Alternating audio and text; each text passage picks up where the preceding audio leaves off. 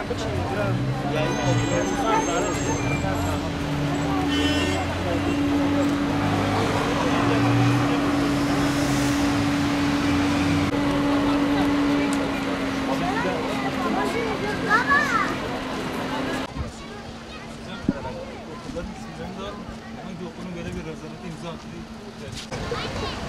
olsa da yine falan yok.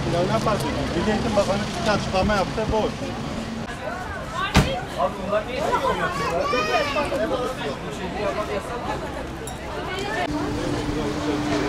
bakın. Yine başka.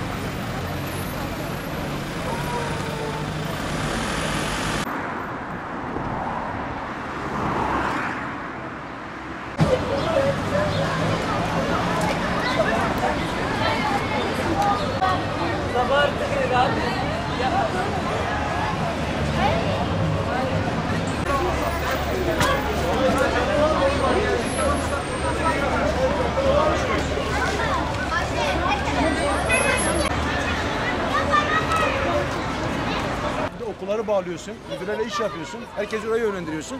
Buradan ondan sonra millete izleyerek sanki ekmek alacaksın.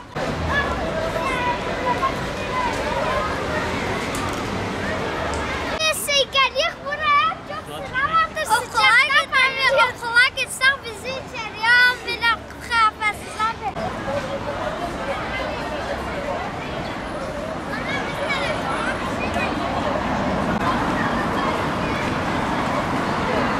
Biri lise, biri ortaokul, biri ilkokul. Yalnız sabah 7'den beri buradayız. Bu karabalığın halini görüyorsunuz zaten, insanlar perişan oluyor. Herhangi bir önlem alınmamış, küçük bir dükkan, dar bir yer. Bunun gibi güzel yerler yapılabilir ya da ne bileyim bir çadır gibi bir şey kurulabilir. Fazla personelle iyi bir hizmet verilebilir. Sonuçta herkes parasını veriyor, kimse bedavaya almıyor. Çok utanç verici bir durum.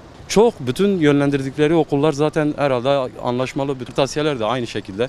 Buna bir önlem alınması lazım. Benim oğlum Orhan Esena Lisesi'nde okuyor. Kızım Şemuz Sultan Tatlıcı Lisesi'nde.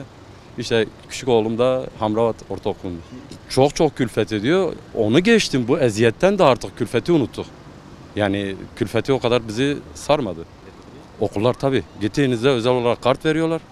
Buyurun gidin oradan alın gelin diyorlar. Yani gerekeni yapmalarını istiyoruz. Bu kadar insan yazık, günah. Bir çocuğu, iki çocuğu olan da aynıdır. 5-6 çocuğu olan da aynıdır. Ama gelip bu sıcakta bu eziyeti görmeleri gerçekten de çok kötü bir durum. Rica ediyoruz buna bir el atsınlar. Yani bu sene değil de bir dahaki sene artık el atsınlar. Bu sene zaten geçti. Tüm Diyarbakır'ı buraya bağlamışlar. Burada büyük bir rant dönüyor. En azından 3-4 yerde olacak ki insanlar bu kadar mağdur olmayacak. Sabahtan beri insanlar sıradadır. Burada rant var. Yiyorlar demek ki. İnsanları buraya hapset. Benim 5 tane çocuğum var. Görüyorsunuz işte. Ya para önemli değil. Hep bütün insanları buraya hapsetmişler. Bu önemli. Buradan çok yiyorlar. Milli Eğitim Bakanlığı bu rezilliği görsün, bu insanların çektiği eziyeti görsün. Bir tek firmaya veriyorlar giyim şeyini ve herkesi mecbur bırakıyorlar. Bir tişörte 500-600 desene yapacak, herkes alıyor mecbur. 3 tane çocuğum var. Zor oluyor işte. Bir de Cumhurbaşkanımız diyor 3 tane çocuk yapın diyor. Nasıl yapın, nasıl verelim? Evet, yok, yapamayız. Kırtasiyeyle bahset. Ya kırtasiyede öyle, giyimde böyle, bakın rezilliğe bakın ya. Böyle bir şey olabilir mi? Bahset. Ya bunu 3 ay önceden yapmış olsalardı ya da şimdiye bir baksanıza. Bu kadar millet yazık ya. Daha ilkokula yeni başlayacak. Okula soruyoruz. Gidin arayın bulun.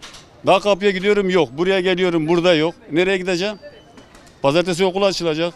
Kime soracağız derdimizi? Ya bir zahmet bunu milli eğitimin kendisi çözmesi lazım. Okullara alsınlar. Elbise nerede satılıyor? Nasıl bulacağız? Yönlendirme de yok. Ya Allah rızası için şöyle bir baksanıza. Yazık ya.